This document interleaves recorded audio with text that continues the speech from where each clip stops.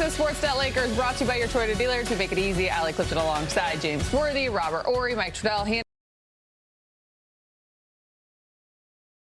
Where do you want to begin? What stood out to you? You know, regardless of who they've been playing, I know some players have been out for Sacramento and they got beat by Phoenix. I think they've learned from that. They're starting to play with some, what I call like blend. Everyone's involved. As you mentioned, 34 assists. Anytime they're in that category, 25, 26 assists, the ball is popping, it's moving. You get guys like Luka involved. The bench was productive.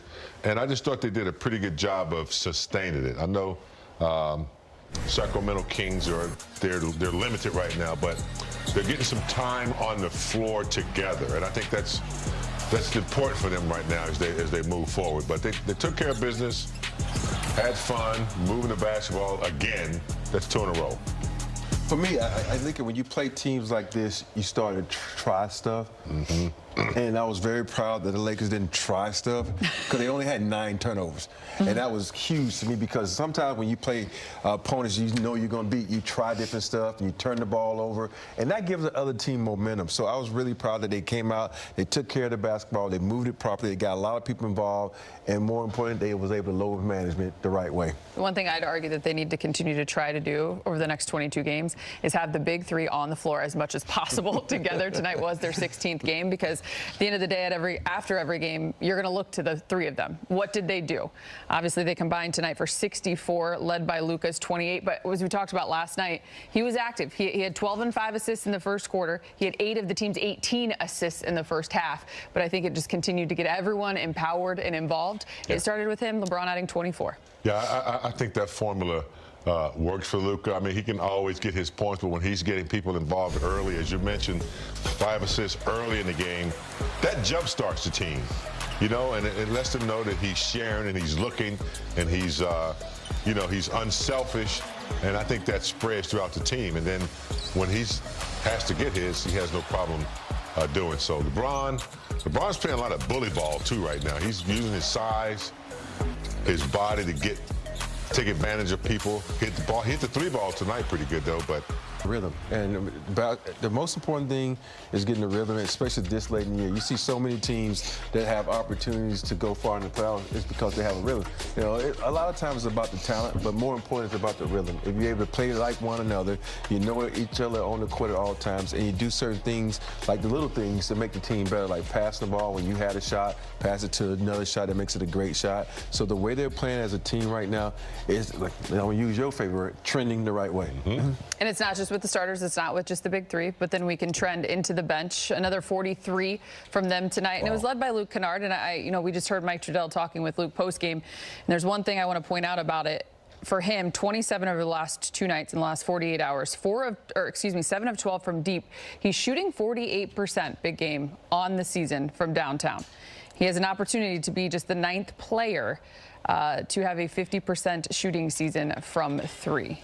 Yeah, I mean, as high his percentage is, he doesn't do it just by sitting out on the 3-point line. He gets those shots.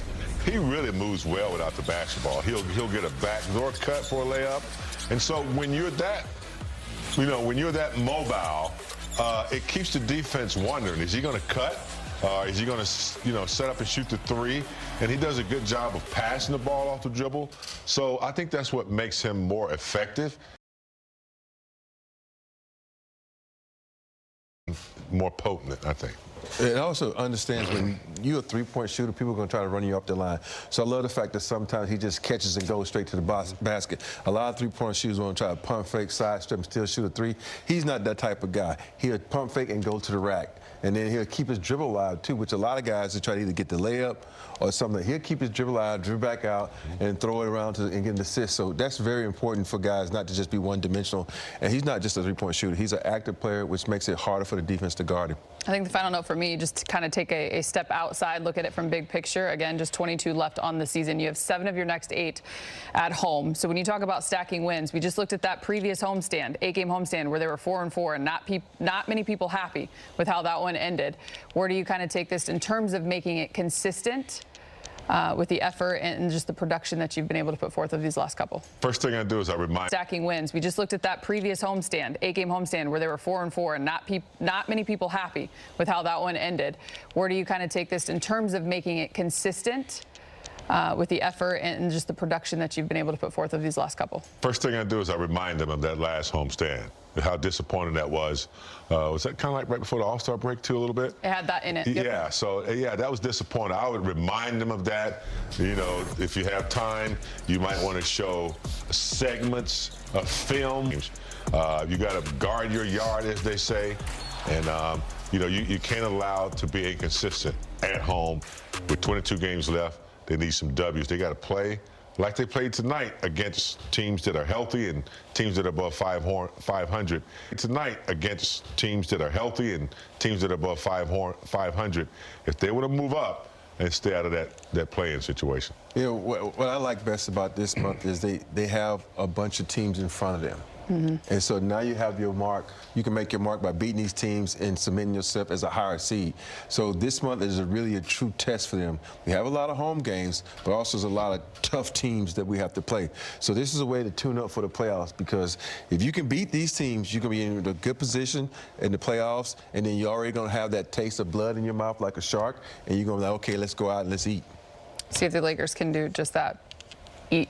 Time to hear from Coach JJ Redick, brought to you by your Toyota dealers. JJ, did you